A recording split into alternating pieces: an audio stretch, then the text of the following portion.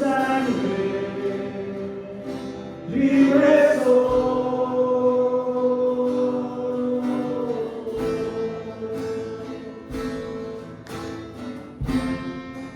Gracias, Jesús.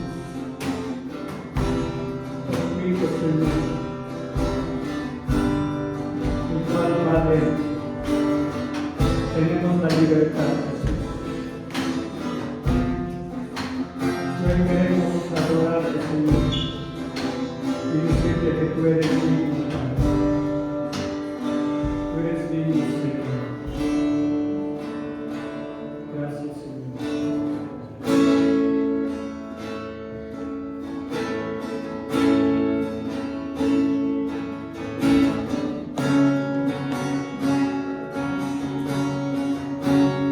Oramos a ti, Jesús.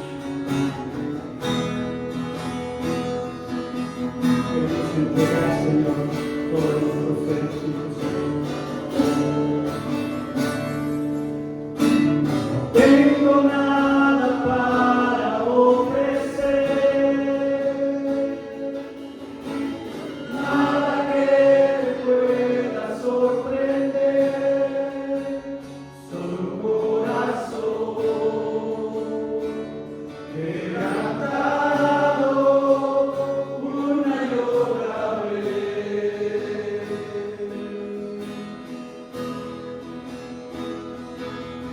No hay nada que me enamore más, nada que me apasione más, solo tu presencia, solo tu mirada me hace suspirar.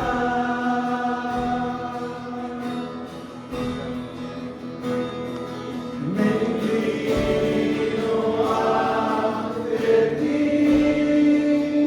Rey que perdona multitud de errores.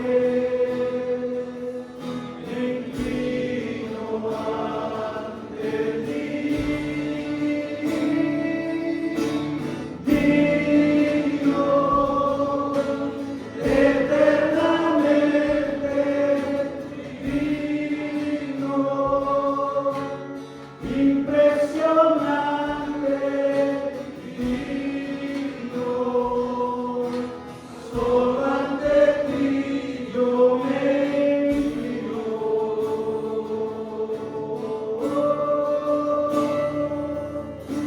No tengo nada para ofrecer, nada que te pueda sorprender, solo un corazón quebrantado una y otra vez.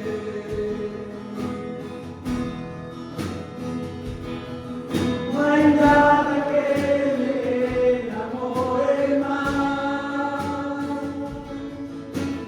nada que me apasione más, solo tu presencia, solo tu mirada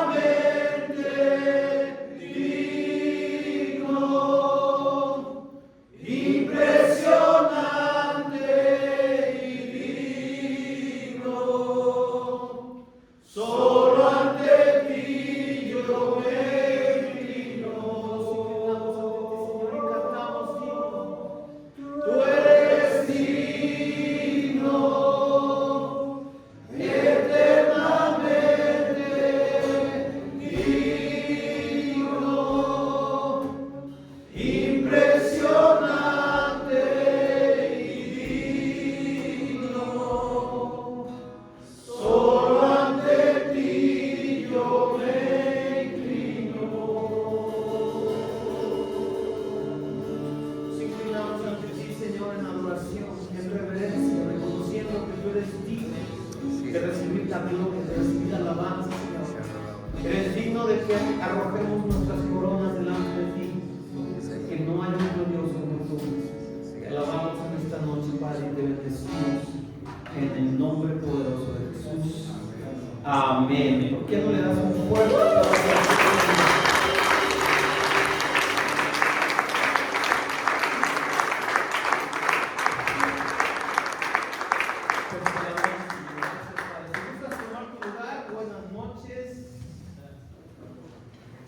Ya empieza el frito, ¿verdad? Ya te sientes sabrosito, así, atolerito, concherito. ¿Cómo están? Bien, qué bueno, un gusto saludarlos nuevamente. Y bueno, antes de iniciar con la palabra, unos anuncios muy rápidamente. Los que vinieron el domingo saben que tenemos un cierre de año, wow, espectacular, con muchas actividades, muchas cosas muy padres. Tenemos nuestra cena de acción de gracias el próximo jueves, ¿ya? ¿Sí es el próximo jueves? Sí, ¿verdad? De este jueves, de esta semana al siguiente, o sea, 2 jueves más, nuestra cena de acción de gracias.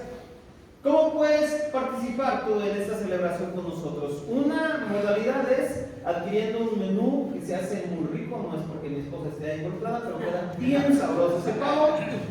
Y la otra es pues viniendo y trayendo tus propios alimentos y compartiendo con alguien más. En cualquiera de los dos casos sí te pedimos que te anotes, porque como metemos mesas, entonces el espacio es limitado. Entonces queremos asegurar que si tú tienes la intención de venir, hay un lugar reservado para ti, para tu familia o para tus invitados. Entonces te puedes anotar solamente para asistir y tú traes tus alimentos, y puedes también además adquirir tu paquete de pavo con gravy y no sé cuántas cosas le pones más, pero muy rico. Entonces ese es uno de los eventos. Después el día 1 de diciembre, ¿pues no? El 1 de diciembre tenemos un evento para matrimonios en un hotel muy bonito aquí en la ciudad de Puebla. Tenemos oradores invitados, la idea es que vayas, recibas una palabra, cenes rico y pases pues una escapadita romántica con tu esposa, ¿verdad? Entonces entramos el viernes en la tarde y tenemos actividades, el sábado por la mañana, por ahí de mediodía estamos libres para poder regresar a recoger chamacos, o si puedes, ya quieres dejarlos allá y después hasta la otra semana, ya arreglaste el cómo te arreglas. Pero eso va a estar muy padre también. Te animo, sí tiene un costo de 2,400 por pareja, pero te incluye pues todas las actividades, la cena, el alojamiento obviamente, es un hotel 5 estrellas, muy padre, muy bonito, y es una buena oportunidad, ¿no? De repente no nos damos cuenta y se pasa el tiempo y no tenemos un tiempo con nuestra esposa. Todo es...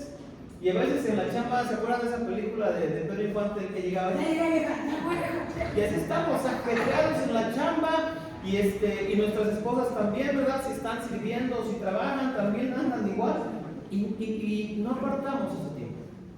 Entonces, propicia ese tiempo para invertir, para sembrar en tu matrimonio, y yo sé que va a ser mucha bendición. Y luego, la siguiente semana, el 11 de diciembre, a partir de las 7:30, tenemos nuestra cena navideña para remanente. Entonces también te animo a que vayas apartando. Tenemos una cuota de recuperación de 150 pesos. Si te quieres ir anotando de una vez, ahí va a estar Emanuel al final para que puedas acercarte con él. Anótate, puedes ir abonando tu cooperación, pero toma nota de la fecha. 11 de diciembre cerramos actividades de remanente para irnos a las fiestas decembrinas, ya sabes, la comedera, la engordadera y todo lo que llevan esas fiestas, para poder también compartir ya más tiempo con la familia. Entonces, como ves, tenemos muchas actividades, es un cierre de año muy intenso, pero con mucha bendición. Son muchas cosas que Dios ha preparado para todos nosotros, y creo que va a estar muy padre. ¿Sale? Entonces, estamos en acción de gracias, tenemos la cena de matrimonios y nuestra cena de varones para el día 11 de diciembre. ¿Sale? Y pues bueno, acompáñame, vamos a orar para que Dios nos guíe en esta noche. Señor, te agradecemos por tus palabras, siempre verdaderas, siempre oportunas, Señor. Siempre redarguyéndonos, enseñándonos, retándonos, pero también animándonos, Señor, y edificando nuestras vidas. Que la palabra que tú envías para nosotros esta noche, Señor, cumpla el propósito para el cual la has enviado y no regrese a ti vacía, sino que caiga en buena tierra en nosotros y produzca fruto abundante en el nombre de Jesús. Amén. Muy bien, pues hoy quiero hablar de un tema por el que seguramente todos hemos pasado. Seguramente a ti como a mí te ha pasado que en un momento de enojo, en un arrebato, hacemos algo, decimos algo y después nos sentimos muy mal. ¿Te ha pasado? ¿Verdad? Sí. Yo de repente he tenido actitudes con mis hijos y cuando se me baja digo, y me siento mal, ¿no? Y a veces, incluso cuando eran más chicos, o de repente pasa que pasa la situación y después ellos andan como si nada y tú te sigues sintiendo bien mal, ¿verdad? Y ellos ni se acuerdan, pero tú sigues por dentro, algo hay. Y yo quiero hablar un poquito de esos temas hoy, pero quiero que vayamos primero al Evangelio de Mateo, en el capítulo 27. Ya estamos en esta etapa del Evangelio, nos narra después de que Jesucristo fue arrestado, de que fue aprehendido por los sacerdotes, por los romanos, y Judas, como ustedes saben, fue quien lo traicionó y quien lo entregó. Pero aquí en el versículo 3 del capítulo 27 dice: entonces Judas, el que lo había entregado, viendo que era condenado, devolvió arrepentido las 30 piezas de plata a los principales sacerdotes y a los ancianos. De repente Judas reaccionó y dijo: híjole, hice algo malo, entregué a un justo, entregué a un inocente. Yo no sé, aquí dice que al ver que había sido condenado, tal vez Judas pensó que al entregar a Jesús lo iban a reprender, lo iban a regañar o algo, o lo iban tal vez a azotar y luego lo iban a soltar. No imaginaba tal vez, por lo que dice la Escritura, ¿verdad?, hasta dónde iba a llegar la consecuencia de lo que había hecho. Pero dice que arrepentido fue y devolvió las monedas. Y si nosotros seguimos leyendo la historia de Judas, todos sabemos qué hizo Judas después de eso. Se ahorcó. Y aquí es donde yo quiero entrar en el tema, porque lo que le pasó a Judas es que dice que estaba arrepentido, pero él tenía un remordimiento. Y vamos a hablar del remordimiento. ¿Qué es el remordimiento? Es una inquietud, dice el diccionario, o pesar interno que queda después de cometer una mala acción. El remordimiento viene cuando tú te das cuenta que has hecho algo malo. Ahora, el problema, y qué bueno que venga el remordimiento porque podemos entender que hemos hecho algo malo. El problema viene cuando nosotros decidimos qué hacemos después con el remordimiento. Y aquí hay dos caminos, y por eso la charla del día de hoy se llama: son los dos caminos a donde nos puede llevar el remordimiento, la culpa o el arrepentimiento. Cuando yo tengo el remordimiento y no sé qué hacer con esa emoción y no sé cómo manejarlo, muchas veces caigo en actitudes como Judas y caemos en actitudes destructivas. Pero no es lo que nos llama la Biblia. Y hoy vamos a hablar un poquito de estas dos cosas. Ya es algo que nos han comentado y nos han enseñado, pero vale la pena volver a repasar estos conceptos para poder entender hacia dónde Dios nos quiere llevar, porque todos somos seres emocionales, todos tenemos emociones. Y cuando hacemos una mala acción, obviamente hay una emoción, ¿verdad?, que viene a nosotros después de haberla cometido. Y qué bueno que sea el remordimiento. Porque si no hubiera remordimiento, si después de hacer algo malo te alegras, quiere decir que pues necesitamos algo más a fondo y más profundo, ¿verdad? Entonces el remordimiento nos pone en el camino y nos dice: hiciste algo malo, te sientes mal, y te dice algo tienes que hacer. Es como la plataforma de lanzamiento, pero de dónde el rumbo que tomes va a depender mucho el resultado final. Y voy a hablar primeramente de estos dos caminos, o sea, donde nos puede apuntar el remordimiento. Voy a hablar del primero, que es la culpa. La culpa viene precisamente cuando nosotros asumimos que hemos hecho mal, pero no lo canalizamos correctamente y tratamos de tomar el asunto en nuestras manos. Y el ejemplo más claro lo encontramos en Génesis 3, cuando el hombre cae, cuando el hombre finalmente come del fruto que Dios le dijo claramente que no podía comer, viene la culpa sobre él y entonces el hombre toma actitudes incorrectas. Dice en Génesis 3:7, entonces fueron abiertos los ojos de ambos, de Adán y Eva, y conocieron que estaban desnudos, y entonces cosieron hojas de higuera y hicieron delantales. Versículo 8, y oyeron la voz del Señor Dios que paseaba en el huerto al aire del día, y el hombre y su mujer se escondieron de la presencia del Señor entre los árboles del huerto. Mas Dios llamó al hombre y le dijo, ¿dónde estás tú?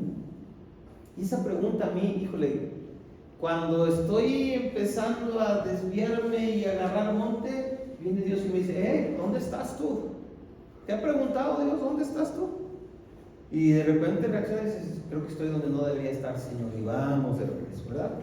Pero dice, ¿dónde estás tú? Y entonces Adán le responde, oí tu voz en el huerto y tuve miedo porque estaba desnudo y me escondí. Y Dios le dijo, ¿quién te enseñó que estabas desnudo? ¿Has comido del árbol del que yo te mandé no comieses? Y el hombre respondió, la mujer que me diste por compañera me dio del árbol y yo comí. Y aquí vemos lo que hace la culpa. Lo primero que hace la culpa es apartarnos de Dios. Te quieres esconder de Dios como si pudiéramos ocultarle algo a Dios. Dejo de ir a la congre. Ya no hablo con mi consejero. Me salgo del ministerio.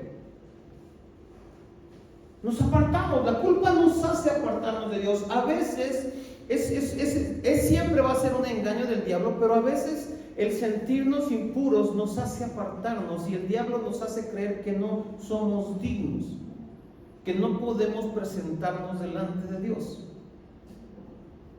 Y ciertamente el pecado nos hace indignos de presentarnos delante de Dios, pero para eso vino Cristo. Entonces lo primero que hace la culpa es lo que hicieron ellos, se escondieron, no quisieron ver a Dios, huyen de la presencia de Dios. Les platiqué en alguna ocasión la anécdota del libro de autoridad espiritual de Watchman Nee. Se lo regalaron a un cliente mío y el cliente lo empezó a leer y dijo, no, esto está muy grueso, y me lo regaló a mí. Y él dijo, yo prefiero la ignorancia, ingeniero. Dije, pues no, tienes que saber para poder cambiar y entender. Y eso es lo que hace la culpa. Primero nos hace escondernos de Dios. Después la otra es que nos hace querer cubrir nuestro pecado de muchas maneras. Ellos hicieron sus delantales. Y muchas veces queremos cubrir, queremos minimizar, queremos justificar o excusar nuestro pecado. Ay, pues no fue tan grave. Aquel sí es bien pecador. Ay, pues sí, yo no doy mi diezmo completo, pero aquel no da nada. ¿Me explico? Tratamos de cubrir nuestro pecado, como que de esconderlo. Muchas veces lo escondemos detrás de una máscara de religiosidad. Era el típico caso de los fariseos, ¿verdad? Es lo que les decía Jesús, son unos sepulcros blanqueados, cubren todas sus inmundicias con una apariencia de mucha piedad y de mucha santidad y de mucha integridad, pero no son más que unos hipócritas. Y nos ponemos nuestro delantalito, ¿verdad? Tratando de esconder las cosas, pero a Dios no le podemos esconder nada. Y lo tercero que hace es que nos lleva a señalar la culpa de otros. Fíjate, yo primero, antes de estudiar esto, decía, le echó la culpa a Eva, pero no es cierto. Está culpando a Dios porque le dijo, la mujer que tú me diste, o sea, la bronca es tuya porque me diste esta mujer, me hubieras dado una mujer más sabia o algo así. No, pero la mujer que tú me diste, me dio y comí. En lugar de asumir su responsabilidad, reparte la culpa y señala la culpa de otros. Cuando yo empecé a tomar consejería matrimonial hace mucho tiempo, una vez le dije a mi pastor, ¿y por qué todo yo? Y él me dijo, ¿eres hombre o no? Pues sí, entonces reclámale a Dios que fue el que te hizo hombre y es el que te manda a hacer todo lo que tienes nombre que hacer. Y lo que Dios te manda es que ames a tu esposa. No te dice, espera que tu esposa se sujete para que tú la puedas amar. Porque yo decía, pues ¿cómo la voy a amar si ella no se sujeta? ¿Verdad? Entonces empezamos a repartir culpas. Ay, pues sí, yo no sé, doy mordida, pero pues todo el mundo lo hace, o sea, es normal, no pasa nada. Todos lo hacen, ¿verdad? Entonces, esas tres cosas es lo que hace la culpa en nuestras vidas? Nos aparta de Dios, nos hace querer cubrir y nos hace querer culpar a otros. Yo no soy responsable, yo asumo el rol de víctima, mi amado, es súper cómodo porque tú no tienes que cambiar nada. El rol de víctima asume que los responsables de lo que te pasa son todos los demás y los que tienen que hacer algo para cambiar la situación son todos los demás y que incluso todos los demás están en deuda contigo y te tienen que restituir o resarcir de alguna manera. Tú eres víctima, yo no puedo, ¿por qué, Señor? ¿Verdad? Entonces, es lo que hace la culpa. Pero ¿de dónde viene la culpa? ¿De dónde viene la culpa? Viene muchas veces de que nosotros no conocemos el carácter de Dios hacia nosotros. Pero hay otra parte muy importante que está en Apocalipsis 12:10 y habla ahí de un personaje muy particular que le llama en este pasaje el acusador. El primer interesado en que tú te sientas culpable, en que tú asumas sentimientos de culpa, es el diablo. Ahora, no estoy hablando de no reconocer mi culpabilidad, lo vamos a ver más adelante.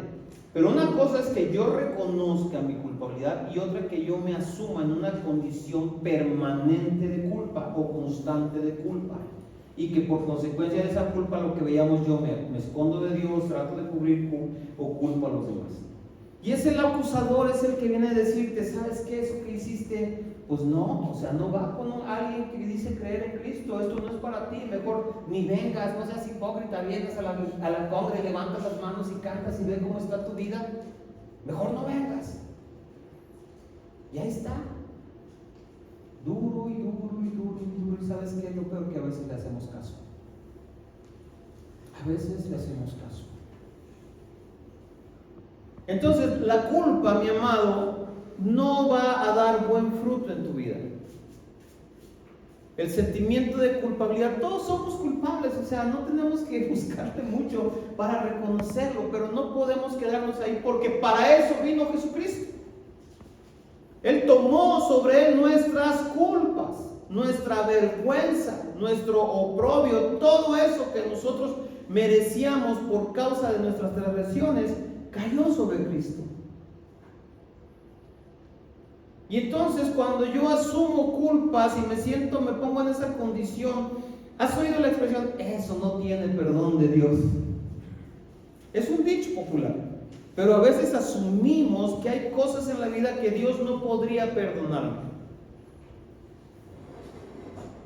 Y entonces ese es el camino al que lleva la culpa, y como vimos en el caso de Judas, ¿hacia dónde nos lleva? A la destrucción, a la autodestrucción y como consecuencia a la condenación. Nos lleva a la autodestrucción porque muchas veces por causa de la culpa arruinamos nuestra vida en esta tierra, pero nos lleva a la condenación porque no nos apartamos del pecado y caemos incluso más profundo.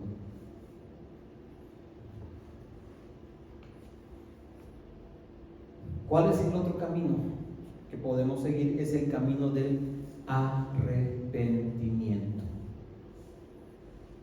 Y cuando la palabra de Dios nos habla de arrepentimiento, a mí me encanta, porque hablar de arrepentimiento a la luz de la palabra de Dios es como armar un rompecabezas. Por ejemplo, en el Nuevo Testamento hay generalmente, o hay 3 palabras en el griego que se traducen o que tienen que ver con el arrepentimiento. La primera es metamelomai, que propiamente significa arrepentimiento después de haber hecho algo malo. Es la expresión que usa cuando describe el arrepentimiento de Judas. O sea, me siento mal porque hice algo malo. Es como que la etapa inicial. Voy empezando y voy arrancando en la conciencia de que he hecho algo malo y ya me arrepentí, ya me siento mal. Pero el asunto es como progresivo, o sea, yo lo veo así como algo progresivo, porque la segunda palabra que usa es metaneo, que significa un cambio en la mente, un cambio en la manera de pensar derivado de haber aprendido algo o haber entendido algo. ¿sí? Entonces ya vamos con algo que es más profundo, el metaneo. Ya mi manera de pensar empieza a cambiar. Y de este mismo vocablo se deriva la otra palabra que se usa en el Nuevo Testamento, que es metanoia, que es con la que estamos más familiarizados, que es el cambio en la mente. Un cambio de pensamiento, un cambio radical en mi manera de pensar. ¿Has oído la palabra metamorfosis? Viene de la misma raíz griega, metas, que es transformación. Metamorfosis es meta, transformación, morfos es forma, un cambio, pero no es cualquier cambio. Por ejemplo, los insectos, hay una etapa que se llama crecimiento, pero cambia el insecto, a veces cambia de color o madurez, pero la metamorfosis implica un cambio totalmente radical. La metamorfosis es cuando el gusano se convierte en mariposa. Metamorfosis y metanoia significa una transformación radical en algo incluso opuesto, de tinieblas a la luz. Es el cambio que implica metanoia en nuestros pensamientos. Y este rompecabezas que te digo se complementa perfectamente cuando nosotros cruzamos las expresiones que se usan en el Antiguo Testamento para hablar de arrepentimiento, que podemos encontrar varias, pero básicamente es la palabra shop. Y dentro de shop tiene una de las acepciones es regresar. Cuando Dios le dice al pueblo, vuélvanse a mí, cuando le dice regresen a mí, cuando dicen vuelvan sus rostros a mí, cuando dice vuélvanse de sus malos caminos, esto es lo que es, esta palabra es la que está usando shop, regresar. Y hay otra acepción que es también restaurar, porque shop tiene que ver también regresar muchas veces a la condición original. Y cuando nosotros vemos todo lo que habla en el Antiguo y Nuevo Testamento de arrepentimiento y lo juntamos, entendemos que el arrepentimiento es un cambio radical en nuestra manera de pensar que nos lleva a alguna acción. Es como cuando tú dices voy a ir a Monterrey y de repente agarras carretera y ves y llegas y ves un letrero que dice Chetumal 50 kilómetros. Dices, ah, caray, como que no voy para allá. Dices, voy en sentido opuesto. ¿Qué tienes que hacer después de darte cuenta que vas en sentido opuesto? Pues dar vuelta y agarrar para donde sea, ¿no? Sería muy tonto decir, voy en sentido opuesto, pero le voy a dar a ver si llego, ¿verdad? El arrepentimiento es igual. El arrepentimiento es yo me doy cuenta que estoy en el camino equivocado, pero eso no es suficiente. Tengo que dar vuelta y volver y regresar al camino correcto para alcanzar el destino o el lugar al que tengo que ir. Si yo solamente me doy cuenta, me quedo a nivel del remordimiento y entonces puedo ser presa de la culpa. Tengo que salir rápidamente de esa condición de remordimiento y buscar el arrepentimiento para entonces entender dónde estoy equivocado y cambiar y regresar y empezar a caminar en la dirección correcta. ¿Qué es lo que hace? A diferencia de la culpa, ¿qué es lo que hace el arrepentimiento en nuestras vidas? Primeramente, lo más importante, la culpa, decíamos, te aparta de Dios. El arrepentimiento te hace buscar a Dios. David fue un hombre que se equivocó bien gacho, pero ¿qué hacía inmediatamente cuando él era consciente de su pecado? ¿Qué hacía? Buscaba a Dios y buscaba su gracia y buscaba su misericordia. Y hacía y ayunaba y se ponía en silicio y en cenizas y estaba buscando de Dios. El arrepentimiento, mi amado, te hace entender que necesitas la gracia y la misericordia de Dios y te hace buscarlo. Y a lo mejor llega, Señor, yo no soy digno de estar aquí, mi pecado es muy grande, pero tu misericordia es aún más grande. Y por eso me atrevo a buscarte y a venir a tu presencia. Fíjate, vamos a estar leyendo el Salmo 51. Yo te voy a recomendar que lo leas en casa, que le des una repasadita. Es un salmo que nos enseña mucho del arrepentimiento. Y mira cómo David se acercaba a Dios. Empieza luego en el versículo 1, Salmo 51, al músico principal, Salmo de David, cuando después que se llegó a Betsabé, vino él Natán el profeta. O sea, ya lo había confrontado el profeta. ¿Se acuerdan que le dijo, qué hacer con aquel que tiene muchas ovejas y se roba una? Y le dijo, ese eres tú. Ese eres tú. ¿Y qué es lo que hace David? Escribe este salmo y dice, empieza diciendo, ten piedad de mí, oh Dios, conforme a tu misericordia, conforme a la multitud de tus piedades, borra mis rebeliones. Lo primero que hace David es venir delante de Dios. Mi amado, tú y yo nos vamos a equivocar. Tú y yo vamos a pecar en algún momento. Vamos a hacer algo que nos provoque remordimiento, pero tenemos que ir al arrepentimiento y el primer paso es buscar la misericordia y la gracia de Dios. Antes que otra cosa. Yo te diría, antes de buscar incluso ponerte a cuentas con alguien, tienes que ponerte a cuentas con Dios, buscarlo y decir, Señor, ¿por qué? Porque lo hemos ofendido primeramente. Mismo Salmo, voy a estar leyendo Salmo 51, versículo 11 dice, no me eches de delante de ti, ni quites de mí tu Santo Espíritu. Es decir, yo te necesito, Señor, a pesar de que fallé, a pesar de que caí, yo te busco y yo te necesito y vengo buscando tu gracia. Segundo, el arrepentimiento nos hace dimensionar y reconocer la naturaleza de nuestra falta. Dice en el versículo 3, porque yo conozco mis rebeliones y mi pecado está siempre delante de mí. Reconozco mi pecado, no me ando por las ramas tratando de justificar o como veíamos, como lo hace la culpa de cubrirlo con mi delantal o de echarle la culpa a otro. El pecado, mi amado, es una ofensa directa y personal en contra de Dios, primeramente. Aunque lo cometa en contra de alguien más, aunque yo ofenda a Benito o a Emanuel o a Paco o a quien sea, en esa ofensa yo estoy ofendiendo directa y personalmente a Dios. Eso es el pecado y tengo que reconocerlo como pecado. Y el arrepentimiento me hace reconocer mi falta. ¿Qué otra cosa? ¿A dónde te lleva el arrepentimiento? Me hace buscar cambiar.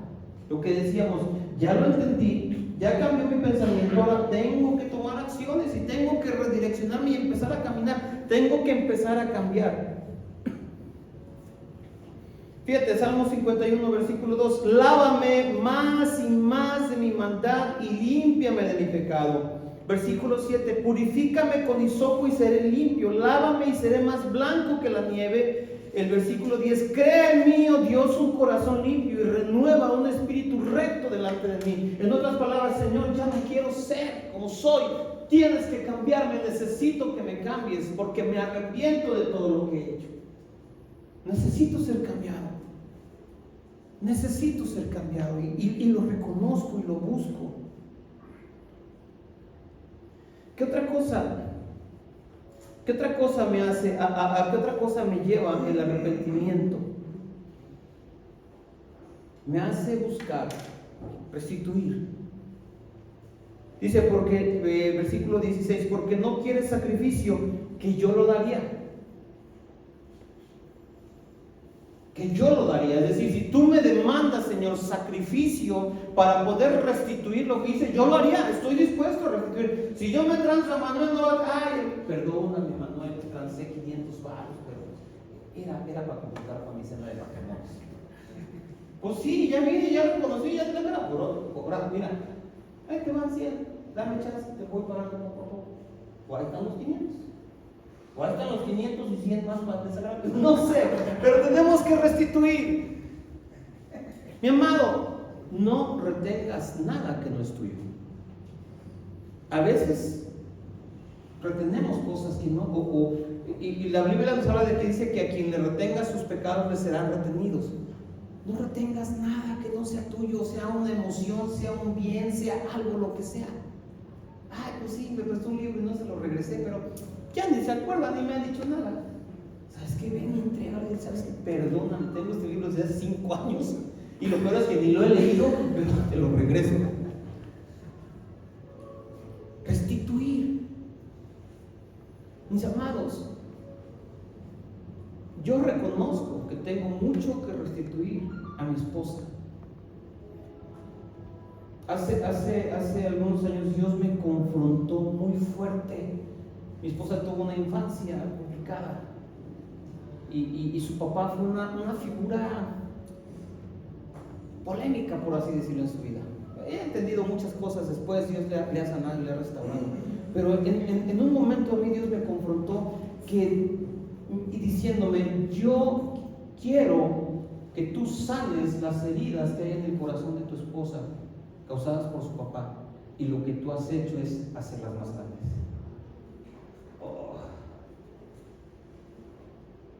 Me pegó muy fuerte. Entonces dije: ¿qué tengo que hacer para restituir? No basta con llegar y decirle: mira, es que Dios me... No, tengo que. Y a veces ni siquiera necesitamos llegar y decir: pues Dios me habló esto y tengo que restituir. No, más bien es ponerlo por obra, ¿verdad? Entonces el arrepentimiento nos lleva a decir: si tengo que restituir, lo voy a hacer. Si Dios me demanda, y a veces no hay sacrificio más grande que venir y dar la cara y pedir perdón, pero si Dios me demanda ese sacrificio, dice David, yo lo daría. Entonces eso es lo que nos hace el arrepentimiento, es el efecto del arrepentimiento. Nos acerca a Dios, nos hace buscar a Dios, nos hace ser conscientes de nuestra falta, nos hace sentir, saber a ciencia cierta que hemos pecado en contra de Él. No solo hemos ofendido a nuestra esposa, o no solo hemos ofendido a nuestros hijos, hemos pecado en contra de Dios. Nos hace tener la convicción de cambiar. Y pues si eso implica restituir, pues hay que hacerlo. Hay que hacerlo. Y como les decía, la culpa viene de parte, el diablo está interesado en estarnos metiendo culpa para que nosotros tomemos decisiones, abandonemos las cosas, tiremos la toalla, dejemos a la familia, dejemos de esforzarnos, dejemos de luchar. Pero Dios es quien nos llama y nos guía al arrepentimiento. No solamente nos llama y nos dice arrepiéntase, sino que Él nos guía al arrepentimiento. Fíjate lo que dice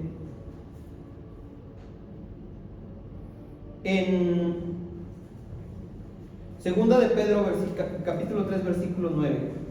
Segunda de Pedro 3, 9 dice: el Señor no retarda su promesa, según algunos lo tienen por tardanza, sino que es paciente para con nosotros, no queriendo que ninguno perezca, sino que todos procedan al arrepentimiento. Es el deseo de Dios, es el deseo del corazón de Dios que todos procedamos al arrepentimiento. Y tan es su deseo que primero en el Antiguo Testamento, a través de los profetas, el llamado constante al pueblo era: vuélvanse a mí, vengamos y estemos a cuentas, pónganse a cuentas conmigo, era el llamado. Después viene Juan el Bautista, y ¿qué les decía? Arrepiéntanse, y les decía: yo los bautizo en un bautizo de arrepentimiento. Y después llega Jesús e inicia su ministerio diciendo: arrepentidos porque el reino de Dios se ha acercado. Y después los primeros discípulos salen a predicar el evangelio, y salen a predicar ¿qué? El arrepentimiento y perdón de los pecados. O sea, el llamado de Dios para nosotros es insistente a arrepentirnos. Pero no se queda ahí en llamarnos al arrepentimiento, sino que nos guía y Él mismo nos ayuda. Fíjate lo que dice Romanos 2:4. Dice: o menospreciáis las riquezas de su benignidad, paciencia y longanimidad, está hablando de Dios, ignorando que su benignidad te guía al arrepentimiento. ¿Cómo es eso? ¿Cómo te guía al arrepentimiento su benignidad? Cuando tú te acercas a Él, Él no te va a echar fuera. Cuando tú llegas con un corazón arrepentido delante de Dios, Él te va a abrazar. Y a veces tú te vas a sentir sucio y vas a querer librarte de ese abrazo. ¿Y sabes qué va a hacer Él? Te va a abrazar más fuerte. Porque Él sabe que tú necesitas ese abrazo para llegar a quebrantar tu corazón y rendirte por completo a en 2 de Corintios 7:9, y aquí hay un contraste, y vamos a ver este contraste. Dice 2 de Corintios 7:9, dice: ahora me gozo, porque no porque ya he sido contristados, sino porque fuisteis contristados para arrepentimiento, porque habéis sido contristados según Dios, para que ninguna pérdida padecieseis por nuestra parte. Es decir, Dios permite que seamos contristados, que pasemos por esos tiempos de remordimiento, pero dice es para arrepentimiento. Hay un propósito. Las emociones que nosotros vivimos fueron diseñadas y creadas por Dios, son parte del diseño de Dios para cada uno de nosotros. Pero tenemos que saber ponerlas en la perspectiva y ubicarlas correctamente para decir: ok, me siento mal, puedo tomar dos caminos. Puedo tomar el camino de la culpabilidad, o puedo tomar el camino del arrepentimiento. Puedo tratar de evadir la responsabilidad, escondiéndome, minimizando, culpando a otros, o puedo asumir mi responsabilidad y buscar a Dios honestamente y decirle: perdóname, he pecado contra ti, quiero cambiar, y dime, Señor, qué tengo que hacer.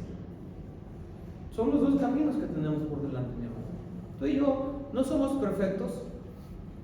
Ninguno de nosotros puede decir: yo nunca voy a volver a pecar. ¿Alguien lo podría decir? Pero sí podemos decir con certeza: yo no quiero volver a pecar, ¿cierto? Es mi deseo, es mi determinación, pero sé que puedo fallar. Pero en ese momento la Biblia dice que cuando yo caigo, tengo abogado en Jesucristo el justo. Él es mi abogado, pero yo tengo que llegar con mi abogado. Cuando hay un problema legal y el acusado llega a su abogado defensor, lo primero que le dice el abogado: si tú quieres que yo te ayude, me tienes que hablar con la verdad y me tienes que decir las cosas tal y como son. Ya después el abogado trata todo, ¿verdad? En el buen sentido de la palabra, abogado, no me mires a mí. Digo, ajusta y acomoda y prepara todo, ese es su trabajo, ¿no? Pero el primer requisito es: pues dime la neta. ¿Te pasaste el alto? ¿No te lo pasaste? ¿Venías tomado? ¿No venías tomado? ¿Traía licencia? ¿No traía licencia? ¿Tu seguro está vigente? ¿No está? ¿Me explico? O sea, la verdad. Y para que nuestro abogado pueda estar obrando a nuestro favor, nosotros necesitamos tener esa misma transparencia. Ahora, ya no me da tiempo, pero muchas veces estamos atrapados en los sentimientos de culpa. Muchas veces estoy ahí encadenado, ese sentimiento de culpa me atrapa, me encadena, no puedo salir. Y tengo que hacerlo, no puedo quedarme atrapado ahí. Y ya no me da tiempo de entrar a detalle de todo esto, pero si tú estás en esa situación, ahorita vamos a orar. Pero te recomendaba el Salmo 51 para entender el arrepentimiento. Pero te recomiendo también, y si tú estás batallando con sentimientos de culpa y cosas, mira, hay cosas en las que he pasado que yo he estado seguro del perdón de Dios y he estado seguro del perdón de la persona a la que ofendí, pero sabes, yo no me había perdonado. Y a veces somos bien duros, y entonces en el no perdonarme, pues estoy enrolado en el sentimiento de culpa. Es lo que me impide tener esa libertad. Porque yo digo, si Dios ya me perdonó, la persona a la que ofendí o a la que maltraté o con quien actué mal, ya me perdonó también, ¿por qué debería yo estar esclavizado o atormentado en ese sentimiento de culpa? Porque no entendemos. Pero te voy a recomendar también, si tú estás en esa situación, que leas y medites el Salmo 32. Y en mi Biblia, el Salmo 32 tiene un título que dice: bienaventurados los perdonados. Y el versículo 1 dice: bienaventurado aquel cuya transgresión ha sido perdonada y cubierto su pecado. Bienaventurado, versículo 2, el hombre a quien Jehová no culpa de iniquidad y en cuyo espíritu no hay engaño. Bienaventurado. Tenemos que tener la certeza y la convicción de que Dios nos ha perdonado, y si no tenemos esa certeza, tenemos que venir de nuevamente delante de Dios y decir: Señor, dame esa certeza. Yo quiero tener, por cierto, tu perdón, quiero vivir tu perdón, quiero gozarme en tu perdón y quiero caminar en esa libertad que tu perdón me da. Y después habla de algunas cosas que podemos hacer. Dice, mientras callé se envejecieron mis huesos. A lo mejor es un pecado que pues necesito abrir. A lo mejor lo estoy queriendo tratar con Dios nada más, pero hay una persona, hay un hermano o alguien, algún prójimo involucrado, y tengo que tratarlo también con esa persona. Y a veces por temor no lo hacemos y estamos ahí atrapados. Dice el Salmo 32:5, mi pecado te declaré y no encubrí mi iniquidad. Dije, confesaré mis transgresiones al Señor, y tú perdonaste la maldad de mi pecado. Dios es quien nos ha perdonado y no retiene nuestros pecados para estarnos señalando, acusando constantemente. Necesitamos, mi amado, entender el arrepentimiento y movernos hacia el arrepentimiento. La culpa nos atrapa, la culpa es una mentira que nos envuelve.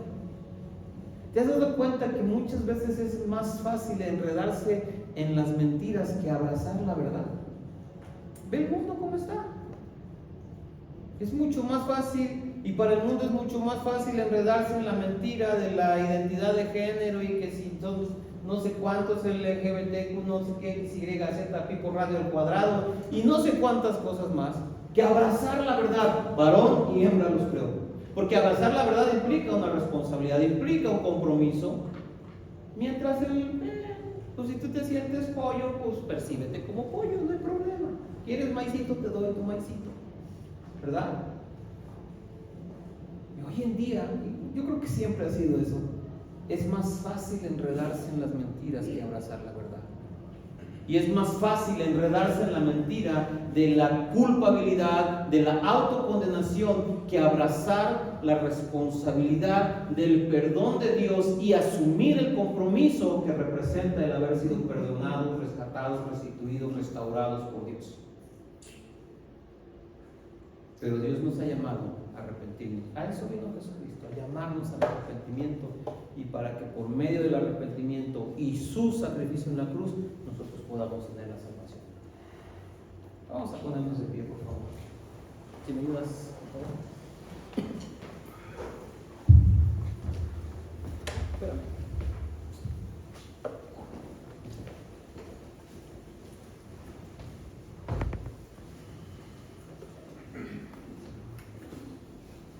Ay Dios, voy a buscar acá con esto.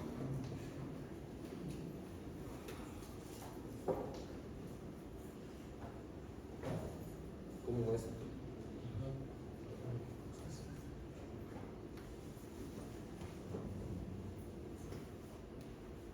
¿Y si mejor la tiramos?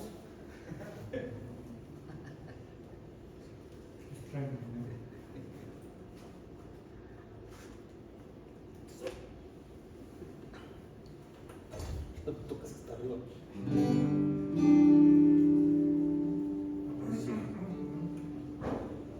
¿Está abierto?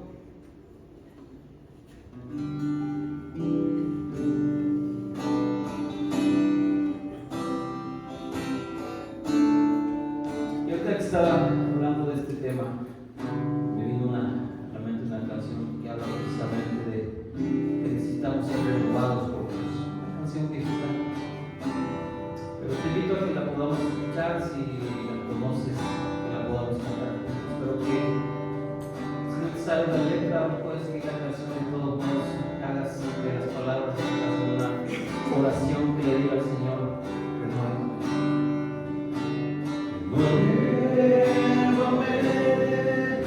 Señor Jesús, ya no quiero ser igual.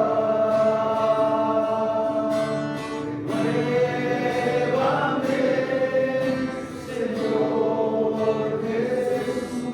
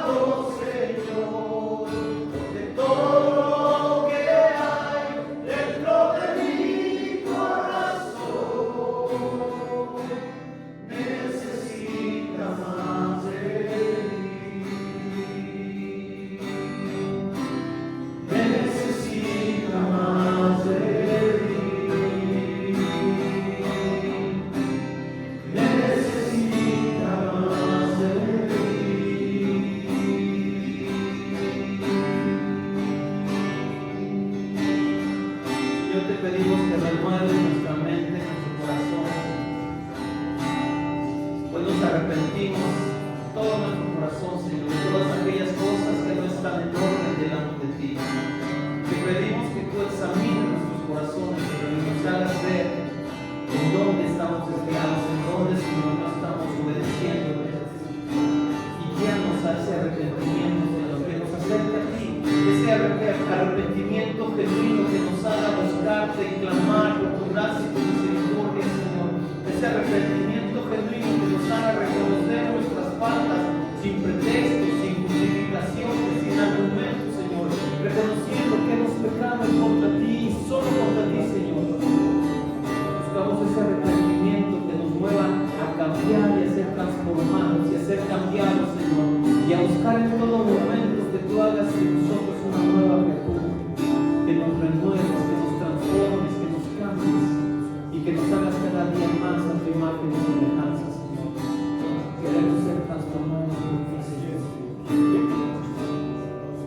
porque todo que hay dentro de mí necesita ser cambiado, Señor, porque todo que hay dentro de mi corazón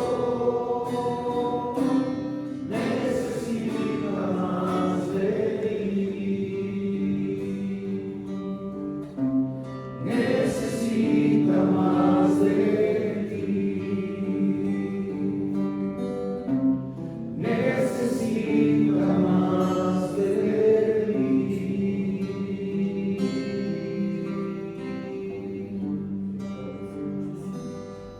Gracias, Señor, en el nombre de Jesús. Amén.